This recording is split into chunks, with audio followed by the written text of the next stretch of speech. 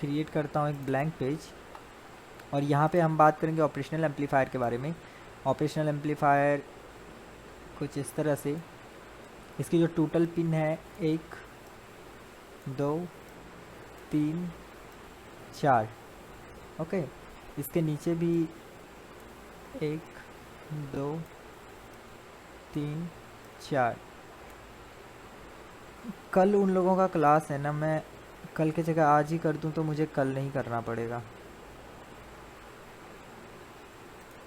कर देता हूँ फॉरवर्ड, अगर किन्हीं को ज्वाइन होना तो हो जाना है।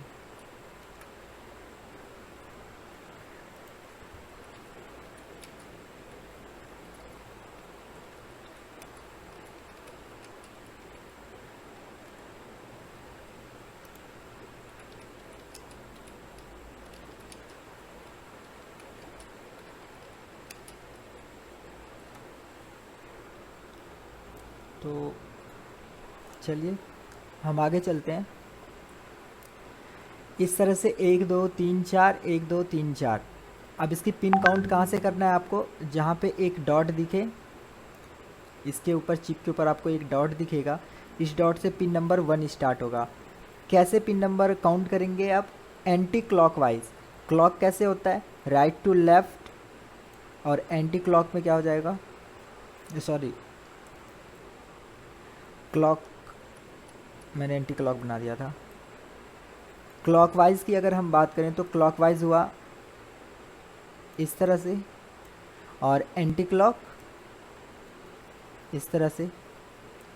तो हमें पिन काउंट करना है एंटी क्लॉकवाइज, इधर से आना है और इधर चले जाना है, ओके। तो इसमें पिन नंबर 1 हो गया हमारा, यहाँ पे pin number 1, pin number 2, pin number 3, pin number 4, pin number 5 6 7 8। इस तरह से टोटल इसका, अपने आप को म्यूट कर लीजिए ज्वाइन होते ही, मैं यहाँ से डिफ़ॉल्ट म्यूट कर देता हूँ। All participants are muted and they can unmute themselves. Okay अभी मैंने सभी को म्यूट कर दिया है। अगर किन्हीं को अनम्यूट होना हो, कुछ क्वेश्चन हो, तो आप हैंड राइज वगैरह कर सकते हैं या फिर अनम्यूट कर सकते हैं खुद को। तो इसके बाद 1 नंबर पिन हो जाता है, 2 नंबर पिन, 3 नंबर पिन और 4 नंबर पिन, 5 6 7 8। इसमें क्या होता है, ये जो देख रहे हैं ऑपरेशनल एम्पलीफायर, इसका 2 आउटपुट होता है, इसका 2 आउटपुट होता है, और 1 2 3 4 इनपुट, ओके। 2 output 4 input. तो एक ये हो गया, इसको जो बोलते हैं हम, इसका नाम जो है वो है, इसके बीच में ही लिख देता हूँ, LM। लैपटॉप पे जो मिलते हैं, सॉरी डेस्कटॉप पे, LM 358, सॉरी 324, 324, LM 324, और एक आता है 358, ओके। तो ये जो 8 लेग वाली है, इसको बोलते हैं 358, इसका नंबर है 358। ऑपरेशनल एम्पलीफायर, तो OP amp operational amplifier. Total कितनी लेग? 2 आउटपुट, 2 आउटपुट है इसका,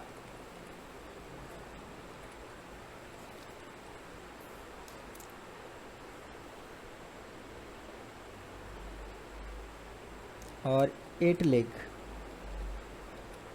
इसकी टोटल 8 लेग है, 2 आउटपुट जनरेट करता है ये ऑपरेशनल एम्पलीफायर। इसके बाद नीचे चलते हैं, दूसरा एम्पलीफायर जो है वो इससे बड़ी होती है, और इसमें पिन भी ज़्यादा होती है, 1 2 3 4 5 6 7।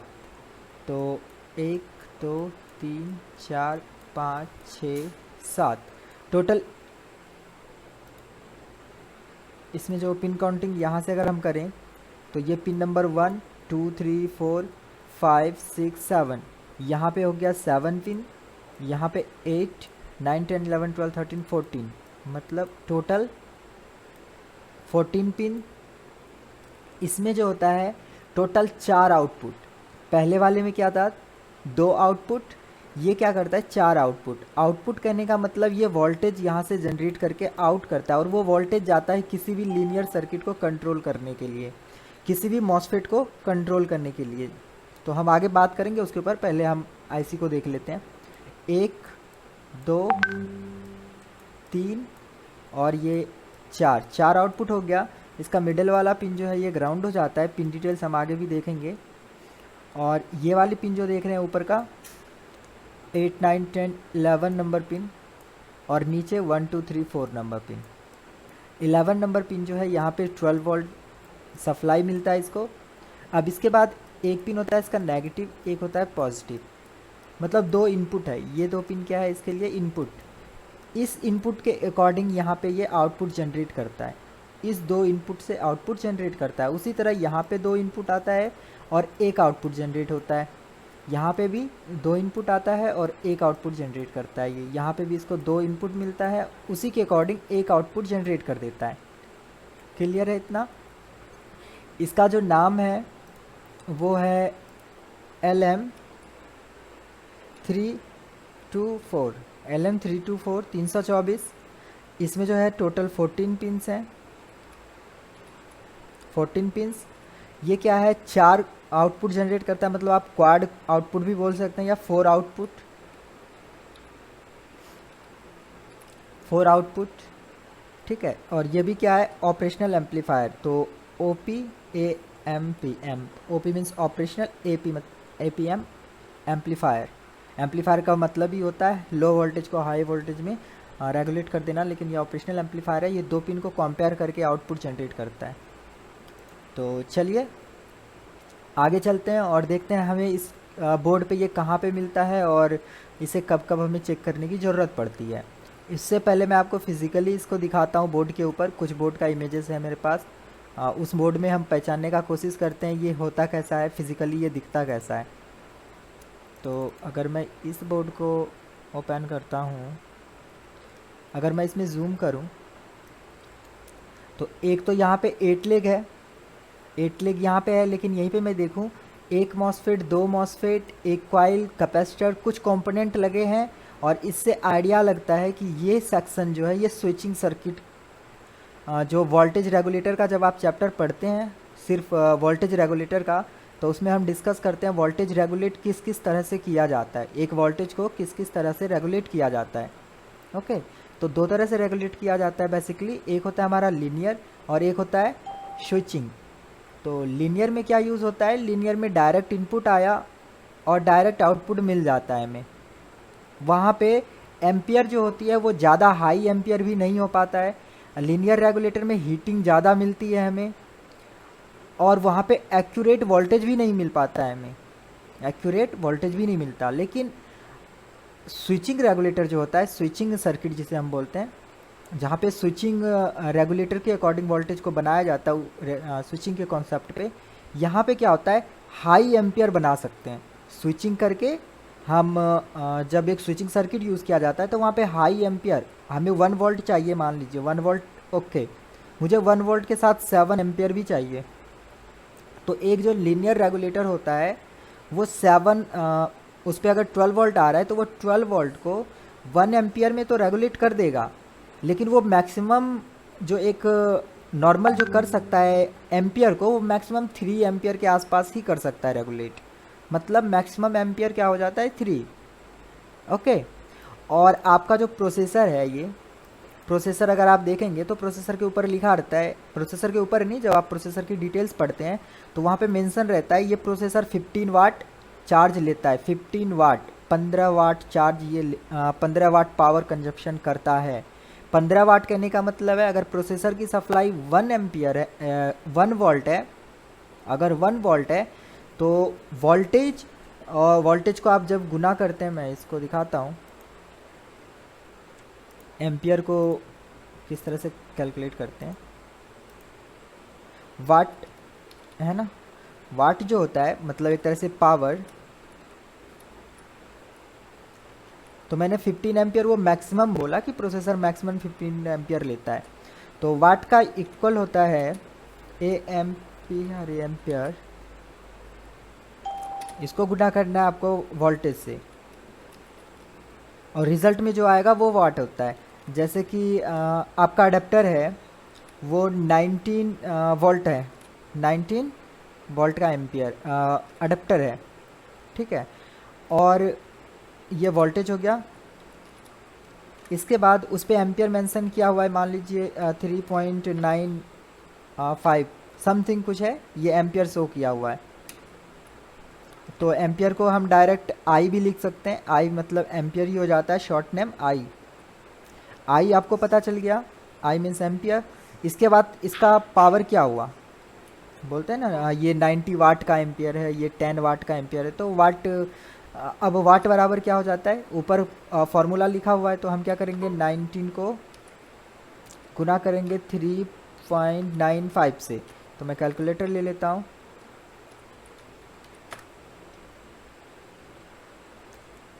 19 3.95 सॉरी 3.95 गलत हो गया कुछ, इसके कोई नहीं। 19 3.95 एंटर। तो 75.05। तो टोटल वाट जो आया ये कितना आया रिजल्ट में हमें 70.5 वाट, मतलब इतने वाट का ये चार्जर है। ओके। अब आपका चार्जर क्या होता है कि किसी चार्जर पे लिखा होता है 60 वाट का है, किसी चार्जर पे लिखा रहता है 90 वाट का है। तो आप सेम फार्मूला यूज़ करके वैल्यू निकाल सकते हैं वो कितने वाट का है। तो इसी तरह जो एक प्रोसेसर होता है, नॉर्मली प्रोसेसर पे मेंशन किया रहता है, मान लीजिए अगर लिखा हुआ है 15 वाट, तो 15 वाट तो लेगा नहीं, फिर भी इसे 5 4 3 इस तरह के वाट तो चाहिए ही चाहिए वर्क करने के लिए। वोल्टेज कितना आ रहा है यहाँ पे प्रोसेसर का बनता है supply 1 volt, approx 1 volt, fix नहीं रहता। According to load voltage up down होता है, according to processor voltage up down होते रहता है। तो हम लेके चलते हैं 1 वोल्ट के आसपास ही रहता है, कभी 0.98 होगा, कभी 0.97 होगा, कभी 1.1 हो जाएगा। तो वोल्टेज में चेंजेस आते रहते हैं। यहाँ पे अगर हम देखें कि 1 वोल्ट तो बन रहा है, अगर प्रोसेसर को मिनिमम 5 एम्पियर भी चाहिए, 5 वाट भी चाहिए, तो हमें एम्पियर की कम से कम तो 5 एम्पियर की ज़रूरत पड़ेगी। लेकिन एक जो लीनियर सर्किट होता है, लीनियर सर्किट इतना एम्पियर जनरेट ही नहीं कर सकता। अगर वो करेगा तो बहुत ज़्यादा हीट हो जाएगा, बहुत ज़्यादा हीट हो जाएगा, और हीट होने की वजह से क्या होगा, लीनियर सर्किट ही डैमेज हो जाएगा। तो जहाँ पे हाई एम्पियर की ज़रूरत है वहाँ पे स्विचिंग लगाते ही लगाते हैं, 100% स्विचिंग होता है। और स्विचिंग में बिल्कुल वोल्टेज की जो एक्यूरेसी है बिल्कुल वो 99.9% सेम वोल्टेज जनरेट करेगा। ओके। जबकि लीनियर सर्किट को अगर हम बोल रहे हैं 1 वोल्ट जनरेट करने, तो वो 1.1 भी जनरेट कर सकता है, 1.05 भी जनरेट कर सकता है। वोल्टेज में वेरिएशन वहाँ पे ज़्यादा होती है, और स्विचिंग में बहुत एक्यूरेसी होती है, बहुत कम वोल्टेज में वेरिएशन मिलेगा आपको, बिल्कुल एक्चुअल में जो वोल्टेज चाहिए वही मिलता है। तो ये हो जाता है। और स्विचिंग को कैसे समझते हैं, वो कॉइल्स वगैरह हमें मिल जाता है। एक मेन मॉसफेट होता है, एक सपोर्टिंग मॉसफेट होता है, 2 कॉइल यूज़ किया जाता है, एक इनपुट कॉइल होता है, एक आउटपुट कॉइल होता है, फिल्टर कैपेसिटर यूज़ किए जाते हैं यहाँ पे, और इसको कंट्रोल करने के लिए एक ड्राइवर भी लगाया जाता है। ओके। तो जो ब्रांडेड बोर्ड हैं वो ज़्यादा से ज़्यादा स्विचिंग सर्किट यूज़ करते हैं, क्योंकि ब्रांडेड बोर्ड को ज़्यादा दिन के लिए चलना है। ब्रांडेड बोर्ड अच्छे होते हैं, हमें प्राइस ज़्यादा देनी पड़ती है, इसीलिए इसमें स्विचिंग सर्किट यूज़ किया जाता है। स्विचिंग सर्किट में देखिए 2 कैपेसिटर है, 2 कॉइल है, 2 मॉसफेट है, इधर फिर एक और कॉइल है, इधर भी कैपेसिटर है। मतलब इतना बड़ा सर्किट बनाने में, साथ ही साथ एक PWM कंट्रोलर भी है। इतने कंप्लीट सर्किट को बनाने में कम से कम अगर 5 रुपये की भी कॉस्ट पड़ी होगी कंपनी को, तो लीनियर सर्किट बनाने में ज़्यादा से ज़्यादा 1 रुपये की कॉस्ट पड़ेगी। इसीलिए चाइनीज़ बोर्ड क्या करते हैं, लीनियर सर्किट यूज़ कर लेते हैं, और प्राइस जो मदरबोर्ड का प्राइस 3000 होना चाहिए, उस प्राइस को बहुत सस्ते में वो दे देते हैं। तो क्वालिटी का फ़र्क पड़ जाता है बहुत ज़्यादा। तो खैर उससे हमें कोई मतलब नहीं है। तो यहाँ पे ये जो देख रहे हैं, इसको हम LM324 या 358 बोल नहीं सकते, क्योंकि ये स्विचिंग सर्किट के पास लगा हुआ है। तो हम इसे स्किप करेंगे, कहीं और ढूंढते हैं, कहीं स्विचिंग सर्किट है क्या। ये लीनियर सर्किट कहाँ पे है, यहाँ पे तो नहीं मिलेगा, क्योंकि यहाँ पे सारे के सारे स्विचिंग सर्किट लगे हुए हैं। नीचे आते हैं। नीचे एक ये बड़ा सा मॉसफेट दिख रहा है, सॉरी मॉसफेट मैं बोल रहा हूँ, ये IC दिख रहा है, और यहाँ पे मुझे कहीं भी एक भी ऐसा सर्किट नहीं दिख रहा है जिससे पता चले कि यहाँ पे स्विचिंग सर्किट का यूज़ किया गया है यहाँ पे। क्योंकि स्विचिंग सर्किट अगर यहाँ पे होता तो यहाँ पे एक कॉइल होता, कम से कम एक कॉइल तो होता ही होता, दो तीन कैपेसिटर होते उसके साथ, यहाँ पे कम से कम दो मॉसफेट होता, एक मेन एक सपोर्टिंग, लेकिन यहाँ पे कुछ भी वैसा नहीं है। मतलब हम बोल सकते हैं एक दो तीन, इस तीनों में से हो सकता है तीनों के तीनों LM324 हो सकता है दो LM324 हो। अगर पिन काउंट करेंगे 1 2 3 4 5 6 7, 7 पिन काउंट करने के बाद 7 पिन हो रहा है, मतलब ये LM324 ही है। ये भी LM324, ये भी LM324, मतलब इसमें तीन तीन LM324 लगा दिया गया है। इसके बाद हम इधर आते हैं, यहाँ पे हमें एक और दिख रहा है, मे बी ये हो और ना भी हो, क्योंकि रैम के पास रैम की VTT बनाने के लिए यहाँ पे एक VTT IC होती है, तो हम इसके ऊपर नहीं जाएंगे, इसको छोड़ देते हैं। अब हम यहाँ पे देखते हैं, यहाँ पे भी एक दिख रहा है 8 लेग का मॉसफेट IC, लेकिन यहाँ पे देखिए एक कॉइल दिख रहा है, एक कॉइल दो कॉइल हो गया, दो मॉसफेट हो गए, कुछ कैपेसिटर्स हो गए, मतलब ये PWM IC है। जी बोलिए, माइक अनम्यूट कीजिए।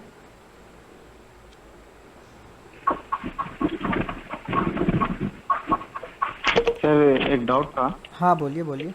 वो जो LM की जो आईसी है, हाँ वहाँ पर तो कॉइल नहीं दिया, हाँ तो नहीं दिया। प्रॉब्लम आने पर जो रीडिंग आती है डायग्नोस कार्ड में, हाँ वो हाँ, क्या आती है? देखिए ऐसा है कि अभी हम सिर्फ बात कर रहे हैं ये होता कैसा है ना, और कहाँ डायग्नोस्टिक कार्ड पे क्या रीडिंग आएगी वो सेपरेट जब आपकी क्लास होती है सिर्फ डायग्नोस्टिक कार्ड के ऊपर, है ना, तब हमें पता चल जाता है कि डायग्नोस्टिक कार्ड में एरर कोड से क्या मतलब है, रीसेट नहीं बन रहा है तो कहाँ कहाँ प्रॉब्लम हो सकता है, रीसेट क्यों बनता है, तो उसको लिए हम सेपरेट क्लास करते हैं डायग्नोस्टिक कार्ड के ऊपर ही। अभी जो हम देख रहे हैं सिर्फ देख जी रहे हैं, अभी हम सिर्फ देख रहे हैं LM324 और 358 काम कैसे करता है मदरबोर्ड के ऊपर, और ये होता कैसा है फिजिकली, हम इसे कैसे पहचानेंगे देख के, और इसका काम कैसे करता है ये काम, इसके ऊपर डिस्कस कर रहे हैं।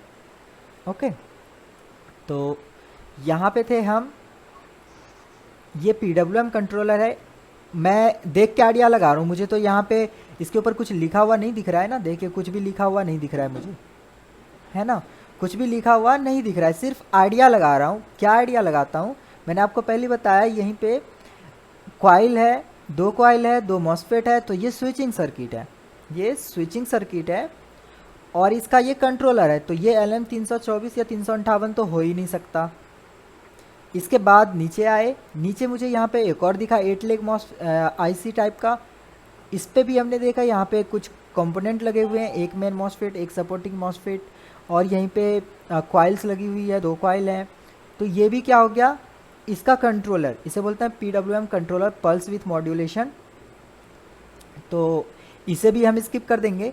इसके बाद जो बच गया वो यहीं पे मुझे तीन, इसी कॉर्नर के साइड ये तीन LM324 दिख रहा है मुझे। अब इसमें तीन लगाने की क्या ज़रूरत पड़ गई, तो आइडिया लगाते हैं तीन इसको क्यों लगाना पड़ा।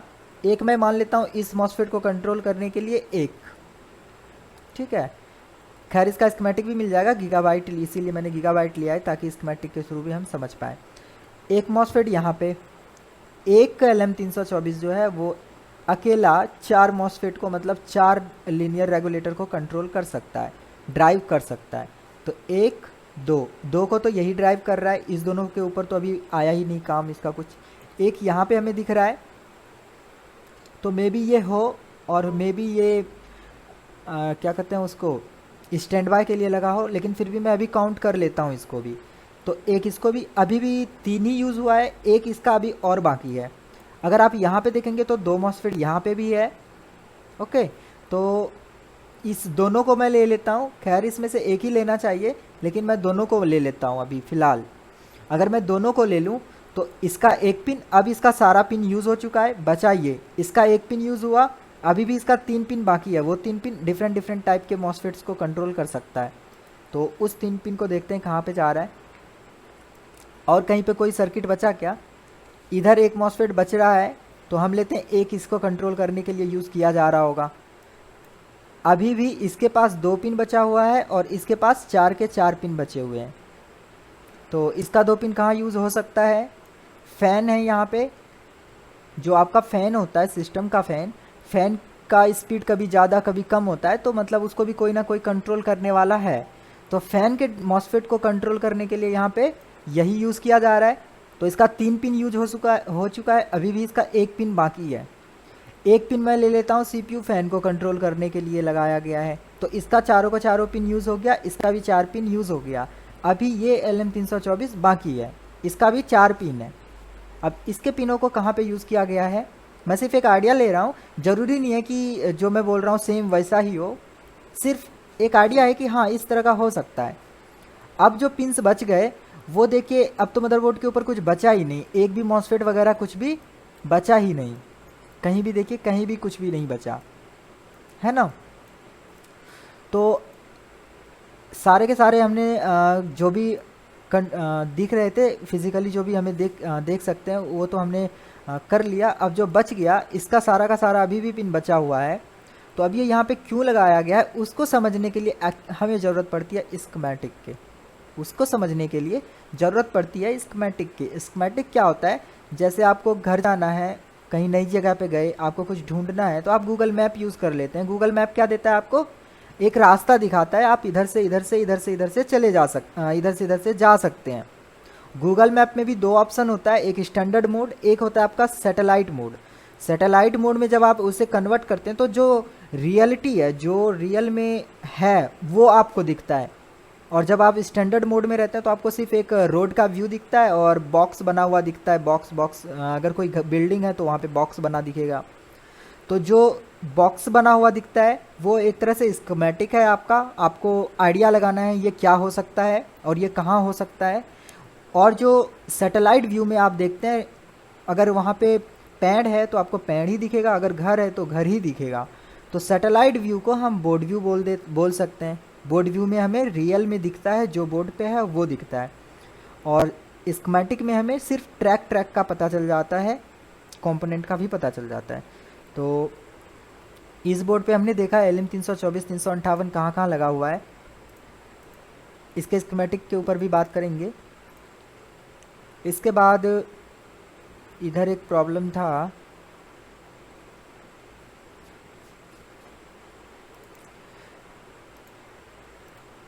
यहाँ पे अगर आप देखेंगे, ये जो देख रहे हैं ये क्या है, LM358 358, ये क्या कर रहा है, 2 मॉसफेट को कंट्रोल कर रहा है। एक मॉसफेट इसी के पास में देखिए कैपेसिटर के पीछे छिपा हुआ है, एक तो इसको कंट्रोल कर रहा है और किसे कंट्रोल कर रहा है, उसके लिए हमें क्या करना पड़ेगा, इसका स्कीमेटिक लेना पड़ेगा। चलिए इसका स्कीमेटिक डाउनलोड कर लेते हैं। मेरे पास डाउनलोड किया हुआ है और ओपन भी है, डाउनलोड भी है और ओपन भी है। ठीक है, ये ओपन है इसका स्कीमेटिक। अब इसका पार्ट नंबर होता है कुछ, प्लेसमेंट नंबर जिसे हम बोल सकते हैं। प्लेसमेंट नंबर अगर आप देखेंगे दिख रहा होगा क्लियरली, तो लिखा हुआ है U1। U1 क्या हुआ, इसका प्लेसमेंट नंबर। अगर U1 प्लेसमेंट नंबर नहीं लिखा हुआ है तो थोड़ा सा ज़्यादा प्रॉब्लम हो जाएगा आपको इसको ढूंढने में। प्लेसमेंट नंबर लिखा हुआ है तो हम डायरेक्ट प्लेसमेंट नंबर के थ्रू इस एम्पलीफायर के ऊपर जा सकते हैं।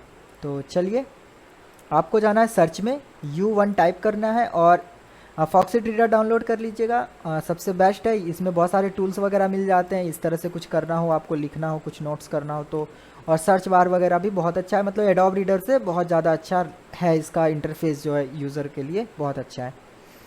तो सर्च बॉक्स है कोने में, सर्च करेंगे, जैसे ही मैं F3 से नेक्स्ट कर सकता हूँ या फिर यहाँ नेक्स्ट पे क्लिक करके। तो मुझे पहले से पता है, स्कीमेटिक भी तभी आप यूज़ कर सकते हैं जब आपको पहले से पता हो आप ढूंढ क्या रहे हो। मैं क्या ढूंढ रहा हूँ, एक ऑपरेशनल एम्पलीफायर। और एम्पलीफायर होता कैसा है एक्चुअल में, तो मैं आपको दिखाता हूँ छोटा सा बना के। सॉरी, मैं डायोड की तरह क्यों बना रहा हूँ, इस तरह से है। इसका 2 इनपुट होगा, ये जो 2 हैं ये इनपुट है और ये आउटपुट है। ये आउटपुट है और इधर 2 इसका इनपुट है। ओके, तो इस तरह का हमें जहाँ पे दिखेगा और इस पे लिखा होगा U1, वही है ये ऑपरेशनल एम्पलीफायर। ये एक एम्पलीफायर बना और जैसा मैंने आपको बताया ये 2 आउटपुट जनरेट करता है, मतलब इसके अंदर 2 ऑपरेशनल एम्पलीफायर है, 2 ऑपरेशनल एम्पलीफायर इसके अंदर लगा हुआ है। तो हमें स्कीमेटिक में एक ही दिखेगा, सिर्फ लिखा होगा U1A, मतलब U1 का A। एक और जगह आप जाएंगे लिखा होगा U1B, और यहाँ पे भी सेम इमेज बनी होगी। तो चलिए फाइंड करते हैं जल्दी से। U1 मैंने टाइप किया है, सर्च कर रहा हूँ। तो अब यहाँ पे U1 लिखा हुआ है, तो इससे तो मेरे को मतलब नहीं है, क्योंकि ये कहीं पे पिन दिखा रहा है मुझे, कोई CPU का कोई पिन दिखा रहा है सिर्फ। मतलब कहने का है आप जो ढूंढेंगे स्कीमेटिक में वो आपको पहले से पता होना चाहिए आप क्या ढूंढ रहे हो। तो यहाँ पे देखिए ये USB है 2.0 3.0 है ना। तो यहाँ पे भी तो हम नहीं जाएंगे, क्यों? क्योंकि हमें पहले से पता है इसके ऊपर हमें नहीं जाना है, हमें जाना है एक ऑपरेशनल एम्पलीफायर के ऊपर। तो आगे चलते हैं, जिसके पिंस की इंफॉर्मेशन है। यहाँ पे आए, यहाँ पे CU लिखा हुआ है, CU। तो CU पे नहीं जाना, हमें U पे जाना है। ये साउंड IC है।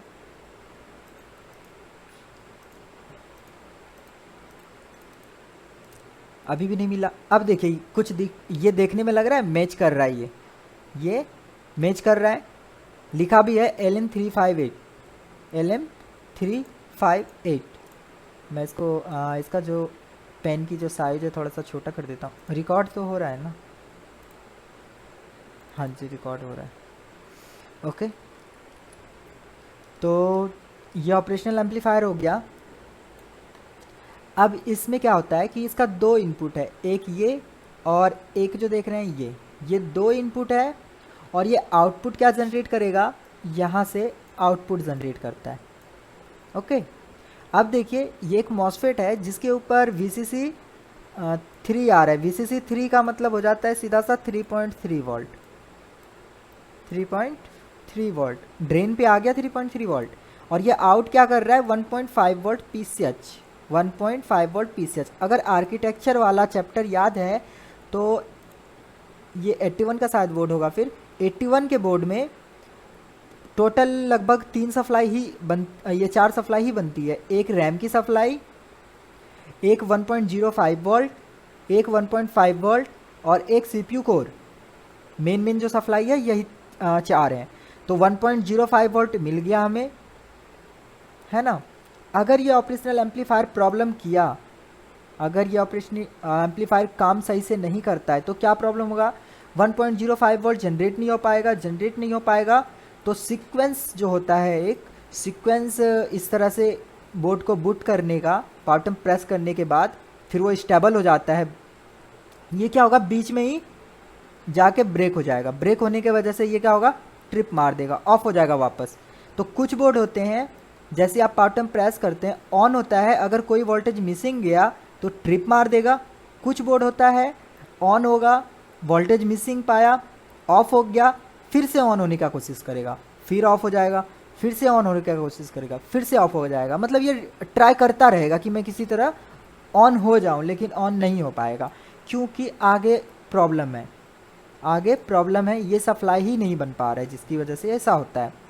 अब देखिए होता क्या है कि हम क्या करते हैं, यहाँ पे अगर आपको पहले से आइडिया रहता है कि यहाँ पे 1.5 वोल्ट बनना चाहिए तो आपके लिए इजी हो जाता है ट्रेसिंग करना, किसी भी फॉल्ट को फाइंड करना। अगर पहले से आइडिया नहीं है तो फिर आप किसी भी आईसी को रेंडमली किसी भी आईसी को चेंज कर देते हैं बोर्ड से, किसी भी आईसी को उठा के चेंज कर देना। फिर VRM चेंज हो जाता है आपका, कभी कभी IO भी चेंज हो जाती है, BIOS भी प्रोग्राम हो जाता है, फिर भी पता ही नहीं चलता प्रॉब्लम हो क्या रहा है ना। तो इन सब चीज़ों को समझने के लिए आपको कंप्लीट रिपेयरिंग की अच्छी नॉलेज होनी चाहिए, ट्रेसिंग की। और ट्रेसिंग के साथ साथ ज़रूरी नहीं है कि सिर्फ आप ट्रेसिंग ही कर लो तो आप कर पाओगे रिपेयर, नहीं। ट्रेसिंग के साथ साथ आपको थियोरिटिकल नॉलेज भी होना ज़रूरी है। अगर आपको स्कीमेटिक रीडिंग नहीं आता है ना, तो मान लीजिए आपको पता है LM358 का काम क्या है, आपको पता है लीनियर सर्किट कैसा होता है, लेकिन स्कीमेटिक रीड करना नहीं आ रहा है, तो आपको यही पता नहीं चलेगा कि अगर ये 8.2 का रजिस्टर जो है, ये रजिस्टर की वैल्यू अगर बहुत ज़्यादा, सॉरी इसकी वैल्यू से तो कोई फ़र्क नहीं पड़ना क्योंकि रजिस्टर की वैल्यू तो हाई हो सकता है, लो नहीं हो सकता।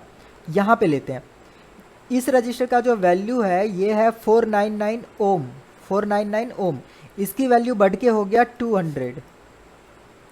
200 किलो, 200 ओम, या सॉरी बढ़ के प्लस ही जाएगा, कुछ भी जाएगा तो प्लस ही जाएगा, तो मैं 200 के ले लेता हूँ।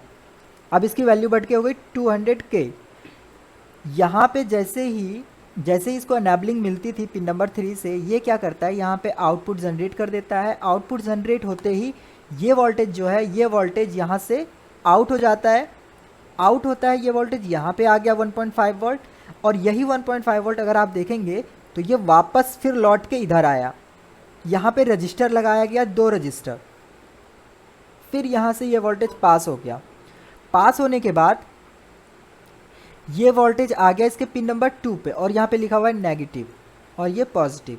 मतलब इस 2 पिन का सीधा सा काम है, इस दोनों पिन पे जो भी वोल्टेज बनेगा उसी के अकॉर्डिंग यहाँ पे आउटपुट जनरेट होता है। तो हम डायरेक्टली इसको क्या बोल सकते हैं, ये इसका फीडबैक है, ये इसका फीडबैक है। किस चीज़ के लिए फीडबैक है, इसका फीडबैक है कि यहाँ पे क्या वोल्टेज बन रहा है, ये सेंस करेगा कि यहाँ पे क्या वोल्टेज बन रहा है।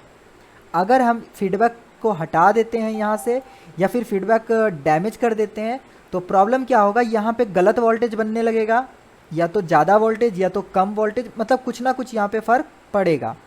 इसको प्रैक्टिकल समझने के लिए आपके पास बिल्कुल ओके बोर्ड होना चाहिए। देखिए हर चीज़, बहुत सी चीज़ें हैं ना, वो आप ओके बोर्ड को डैमेज करके सीख सकते हो। जैसे अब आपको इस सर्किट को समझना है, ठीक है, आपके पास बोर्ड भी है और सर्किट भी है, आपके पास स्कीमेटिक भी है, और आपके पास बोर्ड ऐसा है जो पहले से ठीक है, वो बोर्ड ओके है, चल रहा है। आप क्या करो, इसका एक बार ये रजिस्टर निकाल के रख दो, रिस्क लेना है आपको, ठीक है। तो कोई पुराना बोर्ड लीजिएगा जो कि ऐसे ही बेकार का पड़ा होगा, जो बहुत ओल्ड होगा, 31 वाले बोर्ड जिसका वैल्यू ज़्यादा नहीं है आपके लिए, वो बोर्ड लीजिए, और उसका क्या कीजिए, एक बार इस रजिस्टर को हटा के देखिए, और यहाँ पे देखिए क्या वोल्टेज चेंज हो जाता है। मतलब इसको कहते हैं, जो मैं आपको बता रहा हूँ इसको आप प्रूफ करके देखो, क्या पता कहीं मैं मिस्टेक कर दूँ, तो मिस्टेक करूँगा तो फिर आपको तो हमेशा के लिए आप मिस्टेक बोर्ड पे करने लगोगे। तो आप उसको प्रैक्टिकल करके भी देख लो। अगर आप कोर्स में 10,000 20,000 खर्च कर सकते हो, तो आप 1-2 बोर्ड पे 5,000 क्यों नहीं खर्च कर सकते। तो ये चीज़ें होती है आप प्रैक्टिकल करने की, आप खुद करके देखिए। चलिए, एक तो हो गया ये रजिस्टर की वैल्यू चेंज होने की वजह से फीडबैक गलत जाएगा, फीडबैक गलत जाने की वजह से आउटपुट ये जो जनरेट करेगा गलत जाएगा। जब आउटपुट गलत आएगा तो ये 3.3 वोल्ट ये रेगुलेट भी जो होगा ये भी गलत ही होगा। और गलत वोल्टेज होने का मतलब है या तो मदरबोर्ड में हाई वोल्टेज बन रहा है या तो लो वोल्टेज बन रहा है, तो मदरबोर्ड एरर दे देगा। एरर देने का मतलब ट्रिप मारना, रिस्टार्ट होना, कुछ भी प्रॉब्लम आ सकता है। तो एक ये हो गया, ये प्रॉब्लम कर सकता है। दूसरा ये रजिस्टर भी कर सकता है। तीसरा ये 100 ओम का रजिस्टर है और ये हो गया ओपन, ये रजिस्टर हो गया open.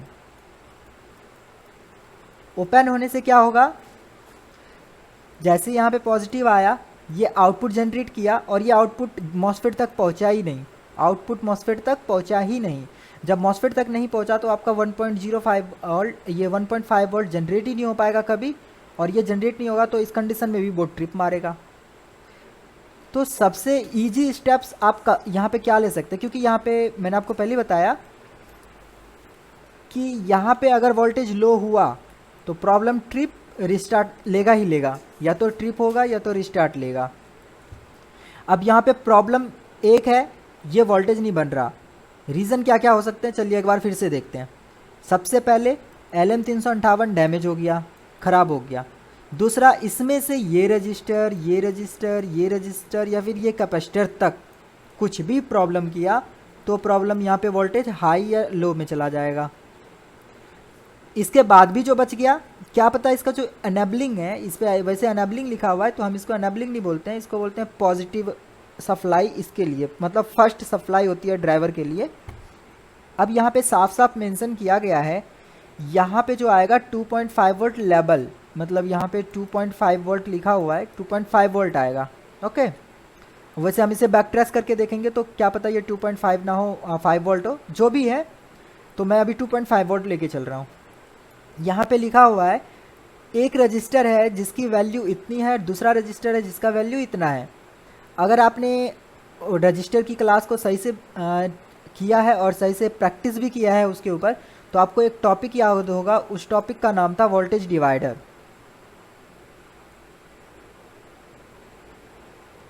Voltage divider, voltage divider में क्या होता है, दो रजिस्टर यूज़ किया जाता है। जो ग्राउंड वाला रजिस्टर होता है इसको बोलते हैं R2, और जो फर्स्ट वाला रजिस्टर वो R1। कुछ तो नाम देना पड़ेगा, आप चाहें तो इसको R2, X2, G2 कुछ भी दे सकते हैं आइडेंटिफिकेशन के लिए। तो R मीन्स रजिस्टर, पहला रजिस्टर R1, R2। ये क्या होता है, ये इनपुट होता है इसका, तो हम इसे विन ले सकते हैं। वोल्टेज इन, जहाँ से वोल्टेज इन होता है उसे विन बोलेंगे। जैसे लैपटॉप में अडेप्टर से वोल्टेज इन होता है तो हम अडेप्टर को विन सेक्शन बोल देते हैं, बैटरी को भी विन सेक्शन में ही इंक्लूड कर लेते हैं। अब यहाँ पे क्या आ रहा है, 2.5 वोल्ट। ओके, वैल्यू कितना था, वैल्यू था 523 और 8.2, 523 8.2। इसका वैल्यू है 5.23 किलो। आपको हमेशा याद रखना है किलो या फिर ओम, किलो में है। इसके नीचे वाला जो था वो फिर से देखना पड़ेगा, 8.2।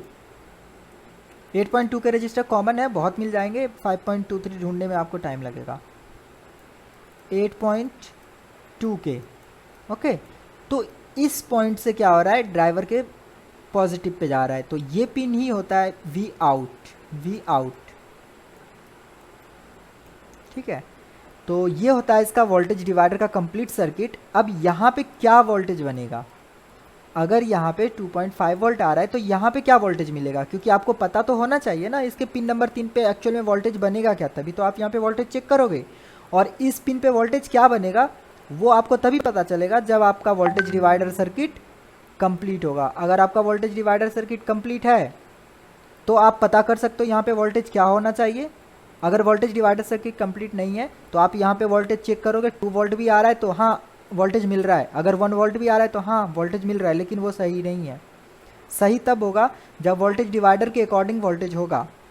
तो चलिए देखते हैं वोल्टेज डिवाइडर के अकॉर्डिंग यहाँ पे क्या वोल्टेज बनेगा। तो वोल्टेज डिवाइडर का जो फॉर्मूला होता है ये होता है वी आउट, हमें नहीं पता तो वी आउट के लिए चलते हैं।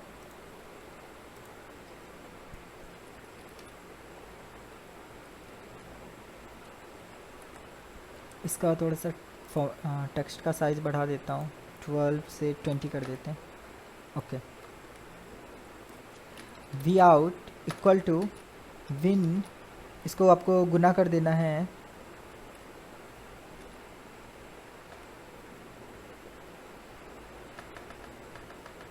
मैं लिख के देखता हूँ नीचे, V out okay equal to V in, ये विन हो गया। इसको गुना करना है आपको R2 से, R2 divided by R1 plus R2, जो ये फार्मूला यूज़ कीजिए, जो भी वोल्टेज है वो आपको मिल जाएगा। तो चलिए हम फार्मूला यूज़ नहीं करेंगे, हम चले जाते हैं डायरेक्ट गूगल पे और वहाँ पे वोल्टेज डिवाइडर से पता कर लेंगे यहाँ पे क्या वोल्टेज बनेगा। वोल्टेज डिवाइडर, ये आ गया वोल्टेज डिवाइडर।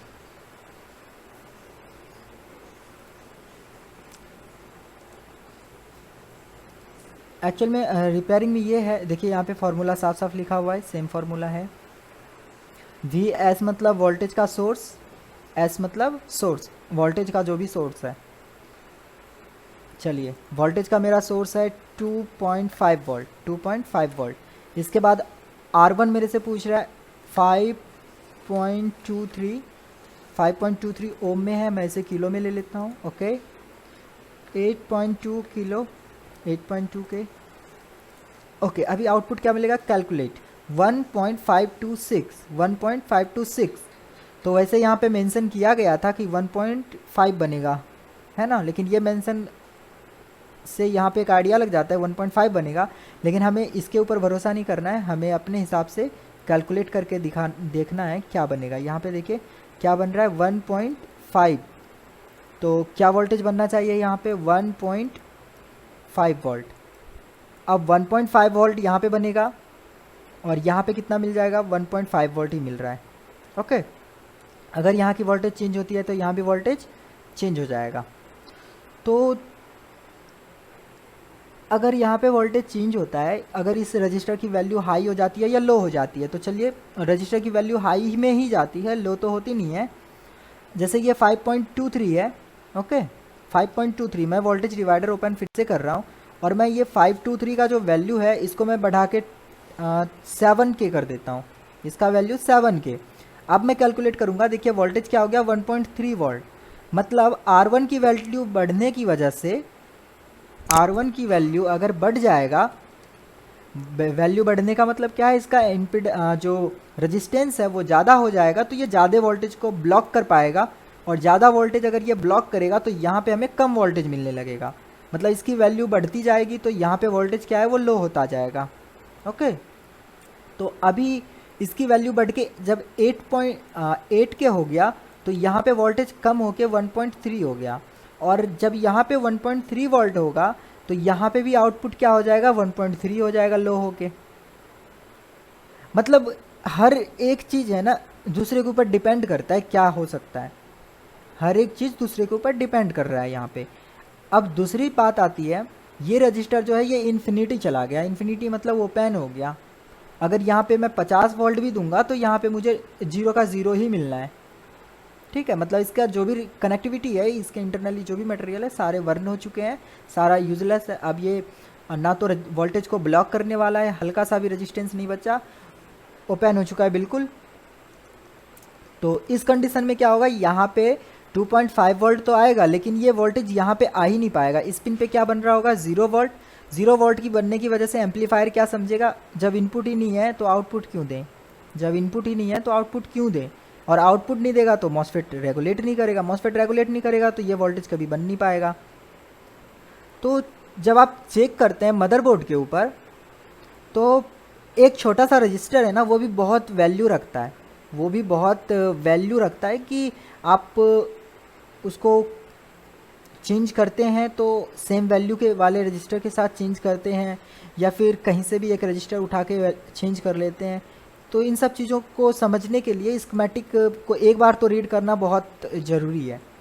एक बार लगभग आपके जितने भी क्लासेस की जितने भी चैप्टर हैं सभी चैप्टर पे कम से कम डिफरेंट 2 या 3 मदरबोर्ड पे एक टॉपिक का स्कीमेटिक, एक टॉपिक पे कम से कम डिफरेंट 2 से 3 मॉडल्स के ऊपर तो ज़रूर बनता है कि आपको बताया जाए, क्योंकि एक स्कीमेटिक में मैंने बता दिया, अब ज़रूरी नहीं है ना कि ये सभी स्कीमेटिक के लिए कॉमन हो, अगले स्कीमेटिक में कुछ डिफरेंस हो। तो हर एक चैप्टर का कम से कम आप 1 से 2 घंटे लाइव क्लास तो होना चाहिए मेरे अकॉर्डिंग, बाकी का मुझे नहीं पता, मेरे अकॉर्डिंग हर एक चैप्टर का लाइव क्लास होना चाहिए। चलिए, ये रजिस्टर ओके है, ये रजिस्टर भी ओके है, ये भी ओके है, ये भी ओके है, इधर सारे कंपोनेंट ओके हैं। आप यहाँ पे क्या मिला 0 वोल्ट। सबसे पहले से मैं दिखाता हूँ, स्टार्टिंग से करते हैं। चलिए, यहाँ पे आपने चेक किया 3.3 वोल्ट आपको मिल रहा था, यहाँ पे आपने चेक किया 0 वोल्टेज। आपको डाउट कहाँ जाएगा, इसके गेट पे। आपने गेट पे चेक किया, गेट पे मान लीजिए आपको लगभग 2 वोल्ट मिल रहा था, लगभग 2 वोल्ट मिल रहा था, तो आप समझ गए ये काम तो कर रहा है ना। अब आप इधर थोड़ा सा और पीछे लौट के आए, सॉरी 2.2 वोल्ट क्यों मिलेगा, नहीं मिलेगा, क्योंकि मैं जो आगे बताने वाला हूँ उसमें यहाँ पे वोल्टेज मिलना नहीं चाहिए, यहाँ पे 0 वोल्ट मिल रहा है। अब आप समझ गए पीछे कहीं ना कहीं इसका कंट्रोलर प्रॉब्लम कर रहा है, गेट पे वोल्टेज नहीं है। तो अब सबसे पहले आप आएंगे, इसका सप्लाई देखेंगे 12 वोल्ट मिल रहा है, इसे 12 वोल्ट मिल रहा है, ओके। इसके बाद 3 नंबर पिन पे देखेंगे आप कोई वोल्टेज है क्या, 3 नंबर पे आपने देखा 0 वोल्ट, 3 नंबर पे कोई वोल्टेज नहीं है। तो अब आपका डाउट जाता है पीछे कि 3 नंबर पिन से 2 रजिस्टर कनेक्टेड होता है। अगर मैं इस बोर्ड को ओपन करूं तो यहाँ पे देखिए आसपास कुछ रजिस्टर्स भी दिख रहे हैं हमें, 3 नंबर पे रजिस्टर होता है, और देखिए यहाँ पे 1 नंबर नीचे है, 2 नंबर और 3 नंबर। 3 नंबर के पास देखिए बिल्कुल रजिस्टर साफ साफ दिख रहा है, 3 नंबर के पास रजिस्टर 2 रजिस्टर लगा हुआ दिख रहा है। तो अभी क्या 3 नंबर पिन से 2 रजिस्टर है और साथ ही साथ एक कैपेसिटर भी है, तो इस कैपेसिटर को भी स्किप नहीं करना आपको। देखिए इसमें मैं इतना ही जूम कर सकता हूँ, यहाँ पे 2 रजिस्टर, एक कैपेसिटर, एक रजिस्टर और एक रजिस्टर यहाँ भी है ना, ब्लर आ रहा होगा लेकिन आ रहा होगा। तो ये 3 कंपोनेंट लगाए गए हैं और वो 3 कंपोनेंट मदरबोर्ड में जो था वो स्कीमेटिक में ये है। अब आप सबसे पहले रजिस्टर की वैल्यू चेक करने गए, ओके है, इसकी वैल्यू ओके है, ये जो कैपेसिटर है ना, ये कैपेसिटर शॉर्ट हो गया है, जिसके वजह से जो भी वोल्टेज यहाँ पे बनता है ये कैपेसिटर ही सभी वोल्टेज को ड्रॉप कर देता है। तो इस कैपेसिटर की वजह से भी प्रॉब्लम हो सकता है, इस रजिस्टर की भी वजह से प्रॉब्लम, इसकी वजह से भी प्रॉब्लम, पूरा इधर जितना लगा है ना, अगर एक प्रॉब्लम करेगा तो उसका इफेक्ट यहाँ पे पड़ेगा। तो यही होता है, प्रॉब्लम आता है आपका एक, प्रॉब्लम होता है एक, नो डिस्प्ले, ऑन होके ऑफ हो गया, लेकिन उसके जो कारण है, रीज़न है, वो बहुत तरह के हो जाते हैं। सिर्फ एक सर्किट के ऊपर, हम अभी एक ही सर्किट के ऊपर बात कर रहे हैं ना, एक सर्किट के ऊपर ही इतने प्रॉब्लम्स आ सकते हैं। तो सोचिए ऐसे ऐसे तो 2-4 सर्किट हैं, सबको इंक्लूड करेंगे तो 30 से 40 प्रॉब्लम तो ऐसे ही दिख जाता है। एक प्रॉब्लम की वजह से मतलब 30 से 40 चीज़ों को आपको चेक करना पड़ जाता है। तो अभी हम देखेंगे इस ऑपरेशनल एम्पलीफायर को, ये एक्चुअल में किस तरह से वर्क करता है, क्योंकि हमारा मेन फोकस है इसके ऊपर। ओके, मैं थोड़ा सा बैक जाता हूँ, नहीं एक बार इसका और देख लेते हैं। एक पिन हमने इसका देख लिया, एक आउटपुट देखा है, अभी एक आउटपुट हमने नहीं देखा, वो भी देख ही लेते हैं। देखिए यहाँ पे U1 लिखा हुआ है, मतलब एम्पलीफायर जो है LM358, इसका पहला पार्ट तो यहाँ पे यूज़ किया गया है, जिसका काम है 3.3 वोल्ट को 1.5 वोल्ट में रेगुलेट कर देना। और यहाँ पे देखिए लिखा हुआ है, क्या लिखा है, 1.5 एम्पियर मैक्सिमम। मैंने आपको एम्पियर का बोला था, ये क्या है, लीनियर सर्किट, इसको क्या बोलेंगे, लीनियर सर्किट। यहाँ पे स्विचिंग नहीं हो रहा है, मॉसफेट लगा दिया, मॉसफेट के गेट पे जो भी वोल्टेज बनेगा उसके अकॉर्डिंग मॉसफेट आउटपुट जनरेट कर देगा। और यहाँ पे साफ साफ लिखा है 1.5 एम्पियर ही जनरेट करेगा, मैक्सिमम लिख दिया है साफ साफ, मैक्सिमम 1.5 एम्पियर ही जनरेट कर पाएगा। 1.5 में तो हमारा रैम भी नहीं चल पाएगा, हमारा रैम भी सही से नहीं चल पाएगा। इसीलिए रैम में तो स्विचिंग होती है, क्योंकि रैम की सप्लाई जो है वो प्रोसेसर को भी जाती है, पीसी को भी जाती है, रैम को भी जाती है। चलिए इसके ऊपर चलते हैं, इसके आगे चलते हैं।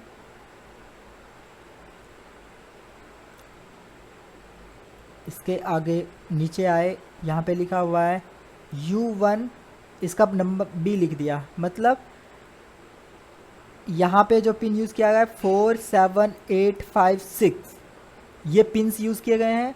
और जो बाकी पिन बच गया 1, 2, 3, ये यहाँ पे यूज़ किया गया। 8 और 4 जो है ये कॉमन है, क्योंकि नेगेटिव और पॉजिटिव तो कॉमन यूज़ कर सकते हैं। इसका काम क्या है, इसका काम है 15 लिखा हुआ है, तो यहाँ पे 15 वोल्ट मतलब नहीं हुआ, यहाँ पे लिखा हुआ है DDR15, DDR मतलब रैम, 15 का मतलब 1.5 वोल्ट। ओके, 1.5 वोल्ट मतलब रैम की सप्लाई यहाँ पे आता है, और रैम का सप्लाई ये रेगुलेट करके 1.05 वोल्ट PCH बना देता है, 1.05 वोल्ट PCH बना देता है। अब होगा क्या प्रॉब्लम, अगर ये वोल्टेज भी मिसिंग गया तो भी प्रॉब्लम रिस्टार्ट आ जाएगा, मे बी नो डिस्प्ले में रह जाए, हमारा बोर्ड नो डिस्प्ले में अटक के रह जाए। तो बहुत सी चीज़ें हैं जो प्रॉब्लम कर देते हैं, और हम फोकस नहीं देते हैं, तो हमें पता ही नहीं चल पाता कभी एक्चुअल में प्रॉब्लम क्यों कर रहा था। इसमें भी क्या है, सेम उसी तरह का जैसा यहाँ पे सर्किट है, सेम उसी तरह का सर्किट यहाँ पे लगाया गया है। सिर्फ चेंजेस में किस चीज़ों में किया गया है, जैसे देखिए यहाँ पे 10K का रजिस्टर, यहाँ 499, अगर मैं यहाँ पे आऊँगा तो यहाँ भी 10K और यहाँ भी 499, लेकिन यहाँ पे जो वोल्टेज बनना है वो डिफरेंस वोल्टेज बनाना है। उसके लिए हमें क्या करना पड़ेगा, इसका जो इनपुट है इसके इनपुट को चेंज करना पड़ेगा। जब हम इसके इनपुट को चेंज कर देंगे तो आउटपुट भी चेंज हो जाएगा।